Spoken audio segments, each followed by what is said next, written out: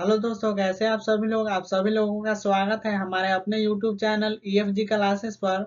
तो आज हम बनाने वाले हैं ऑक्सफोर्ड करेंट इंग्लिश ट्रांसलेशन का एक्सरसाइज नंबर 26। और एक्सरसाइज नंबर 26 में use of a an and the, a an और द का इस्तेमाल करना सीखेंगे। कहाँ कहाँ एन का यूज होता है और कहाँ कहाँ ए का और कहाँ कहाँ द का यूज होता है।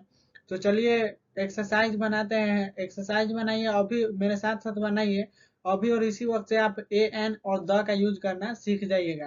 तो चलिए अब एक्सरसाइज बनाते हैं। ए का यूज करते हैं जब कॉन्सोनेंट साउंड रहता है तो ए का यूज करते हैं, और एन का यूज करते हैं जब वोवेल साउंड रहता है तो, और जब कोई खास या विशेष यानी कि विशेष कोई चीज रहे, कोई खास चीज, तब उसके साथ द का यूज करते हैं। ठीक है, और चलिए एक्सरसाइज बनाते हैं। तो एक्सरसाइज में कह रहा है कि यह एक घोड़ा है। This is a horse. A horse इसलिए लगा है क्योंकि कॉन्सोनेंट साउंड कर रहा है horse, A E I O you, यानी कि वोवेल साउंड, वोवेल साउंड यानी कि ए ई आई ओ यू। तो दिस इज अ हॉर्स, यह एक घोड़ा है। वोवेल साउंड नहीं कर रहा है, कॉन्सोनेंट है तो ए हॉर्स। वह एक हाथी है। That is an elephant.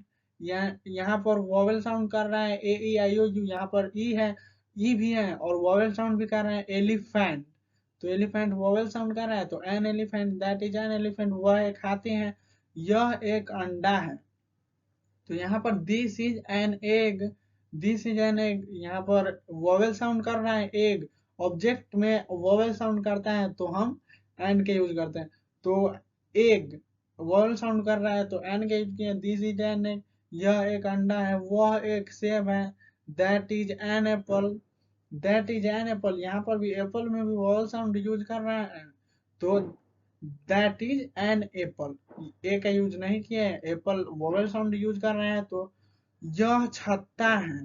This is an umbrella, क्योंकि अम्ब्रेला में भी वोवेल साउंड यूज कर रहे हैं तो एन अम्ब्रेला लिख दिए। और यह दवात है, दवात यानी कि इंकपॉट, तो this is N inkpot, inkpot में भी वोवेल साउंड यूज कर रहा है। ये जब कॉन्सोनेंट साउंड यूज करता है तो ए का यूज करते हैं, और जब वोवेल साउंड यूज करता है तो द, वोवेल साउंड यूज करता है तो एन का यूज करता है। ठीक है, तो यह दवात है। दिस इज एन इंफॉर्ट, यहाँ पर यह बैल है। This is an ox, ox भी, ऑक्स का भी पहला वर्ड वोवेल साउंड यूज कर रहा है तो an ox. This is an aux, यह बैल है। वह गधा है। That is a donkey, donkey में कॉन्सोनेंट साउंड यूज कर रहा है पहला वर्ड तो ए डोंकी लगा दिए। दैट इज ए डोंकी, वह गधा है। यह उल्लू है। This is an owl, owl में क्या यू, आउल, आ, आ वोवेल साउंड यूज कर रहा है तो एन का यूज कर दिए। दिस इज एन आउल, यह उल्लू है। यह चिट्टी है। दिस इज एन एंट, यह चिट्टी है। दिस और दिस इज एन एंट, एंट में भी वोवेल साउंड यूज कर रहा है तो एन एंट लिख दिए। वह कुल्हाड़ी है। That is an x, x में भी वोवेल साउंड यूज कर रहा है तो एन एक्स लगा दिए, और यदि कंसोनेंट साउंड यूज करता तो ये लगा देते हैं। यह नारंगी है। This is N orange, orange, orange में भी वोवेल साउंड यूज कर रहा है तो एन ऑरेंज लगा दिए। वह आम है। दैट इज ए मैंगो, वह आम है। तो इसमें कंसोनेंट साउंड यूज कर रहा है तो ए का यूज कर दिए, क्योंकि वोवेल साउंड नहीं यूज कर रहा है। दैट इज ए मैंगो, वह आम है।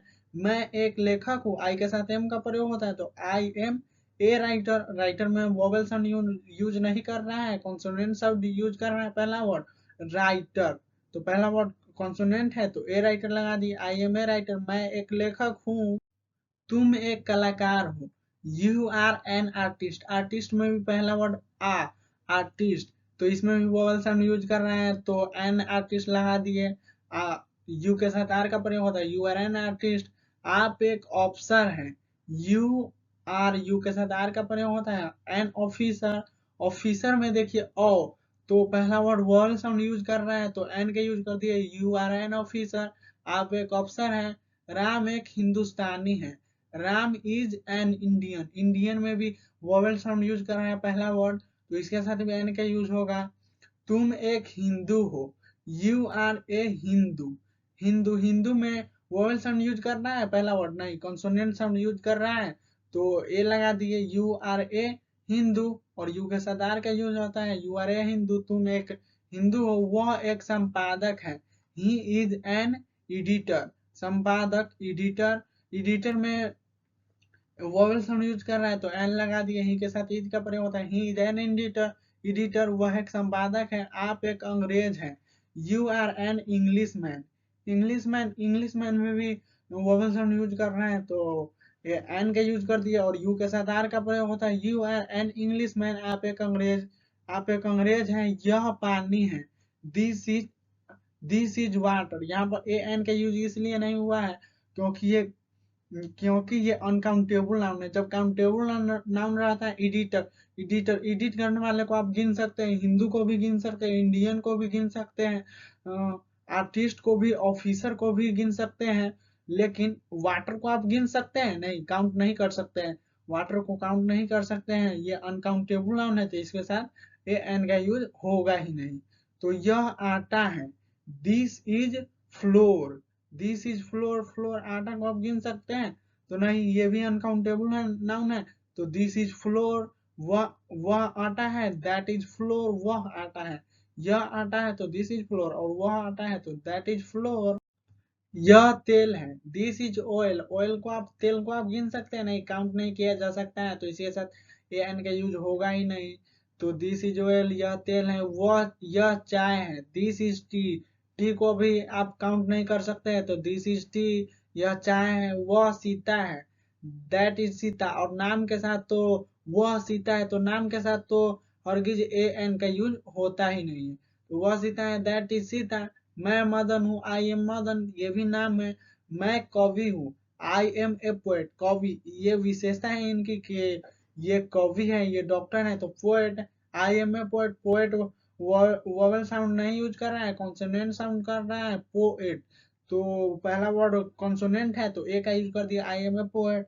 तुम रवि हो, यू आर रवि। मैं छात्र हूँ, I am a student, student consonant sound use कर रहा है, वोवेल साउंड नहीं यूज कर रहा है तो आई एम ए स्टूडेंट, मैं छात्र हूँ।